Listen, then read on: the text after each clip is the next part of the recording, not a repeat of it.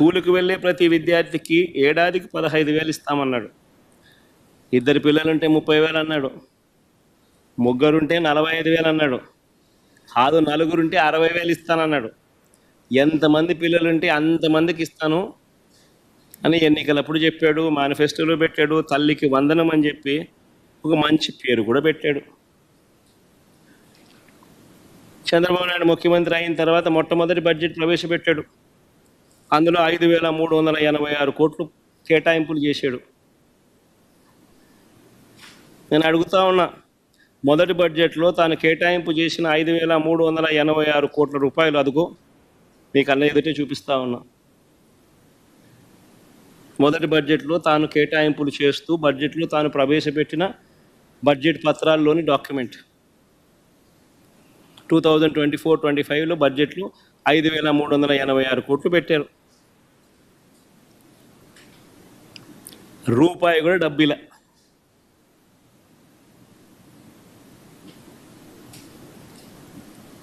ఇదే పెద్ద మనిషి చంద్రబాబు నాయుడు మళ్ళీ చిత్తశుద్ధి ఎలాగూ లేదు కాబట్టి అమౌంట్లు ఎంత అనేది పక్కన పెట్టేయండి. అమౌంట్లో 13,000 చిల్లర కావాలి, 13,000 కోట్ల పైచిలుకు కావాలి. ఆ 13,000 కోట్ల పైచిలుకు ఎలాగో పెట్టేది లేదు. ఇష్టం వచ్చిన నెంబర్ ఏదో ఒకటి పెట్టాలి, నామకే వాస్తే పెట్టాలి, మోసం చేయాలనే ఉద్దేశంతో చిత్తశుద్ధి ఎలాగూ లేదు కాబట్టి పెట్టామంటే పెట్టామన్నట్టుగా పెట్టారు. పెట్టిన తర్వాత దాన్ని అమలు చేయకుండా వదిలేశారు. ఈ సంవత్సరం బడ్జెట్లో బడ్జెట్ అట్ ఎ గ్లాన్స్లో 9,407 కోట్లు చూపించారు. బడ్జెట్ డాక్యుమెంట్స్లోకి వెళ్ళి చూస్తే, డిమాండ్ ఫర్ గ్రాంట్స్లోకి వెళ్ళి చూస్తే అక్కడ 8,278 కోట్లు ఇంకొక నెంబర్ కనిపిస్తుంది.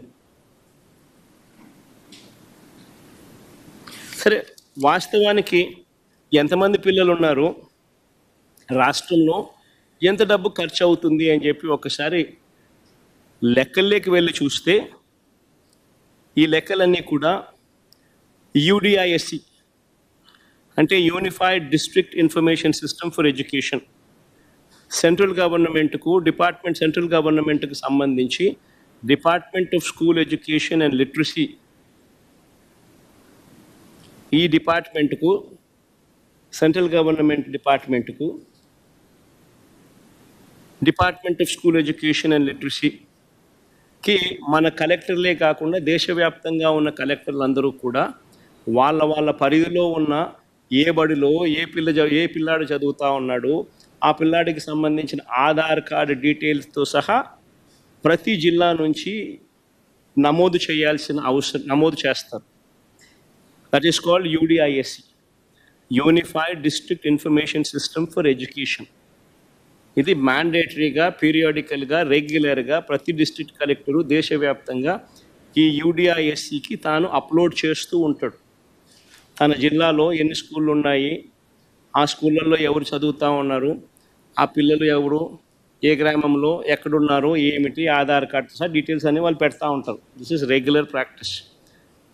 మన రాష్ట్రానికి సంబంధించి ఇదే రిపోర్ట్ ఇదే వెబ్సైట్లోకి వెళ్ళి చూస్తే, central government entity department of school education and literacy వెబ్సైట్లోకి వెళ్ళి చూస్తే యూడిఐఎస్సి రిపోర్టు ఫర్ 2023-24లో చూస్తే ఆంధ్రప్రదేశ్కు సంబంధించి 87,41,885 మంది పిల్లలు ఆంధ్ర రాష్ట్రంలో 12వ తరగతి దాకా చదువుతూ ఉన్నారు.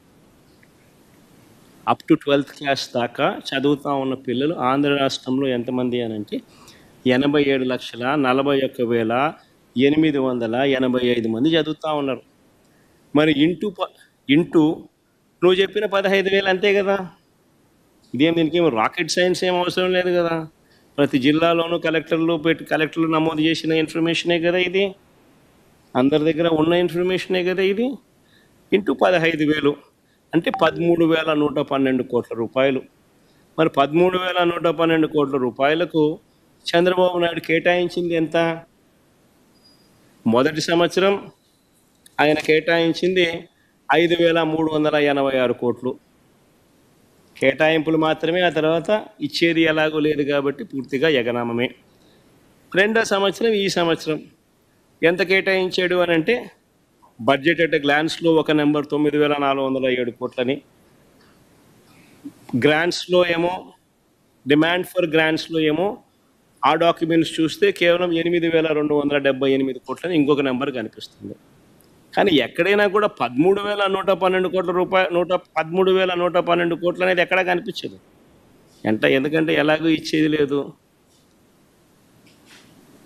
ఎలాగూ మోసం చేయడమే, ఏదో ఒక నెంబర్ పెట్టాలి కదా అని చెప్పి నడిపిస్తూ ఉన్నారు.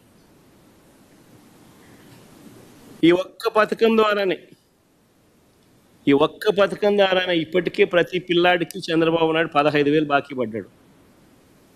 15,000 ప్రతి పిల్లాడికి చంద్రబాబు నాయుడు ఇప్పుడే ఎగనామం పెట్టాడు.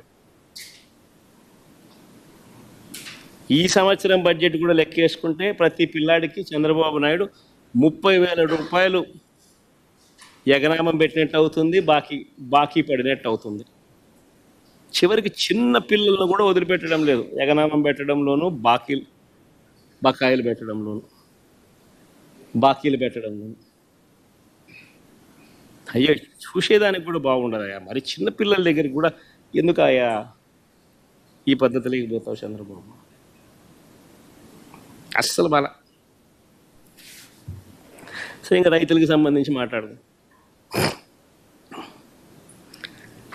చంద్రబాబు నాయుడు అన్నాడు ఎన్నికల వేళ సూపర్ 6 అన్నాడు, సూపర్ 7 అన్నాడు. ఎన్నికల వేళ పిఎం కిసాన్ కాక అన్నదాత సుఖీభవ పేరుతో 20,000 రూపాయలు ఇస్తామన్నాడు. అసలు ఎన్నికలప్పుడు ఆయన అన్న మాటలేంటి? జగను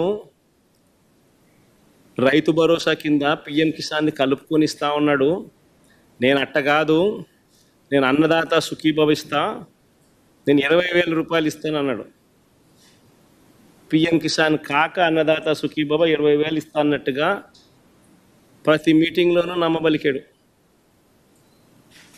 మరి పిఎం కిసాన్ కింద పక్కన పెడితే అన్నదాత సుఖీభవకు సంబంధించి 53,58,266 మంది రైతులు ఉన్నారు.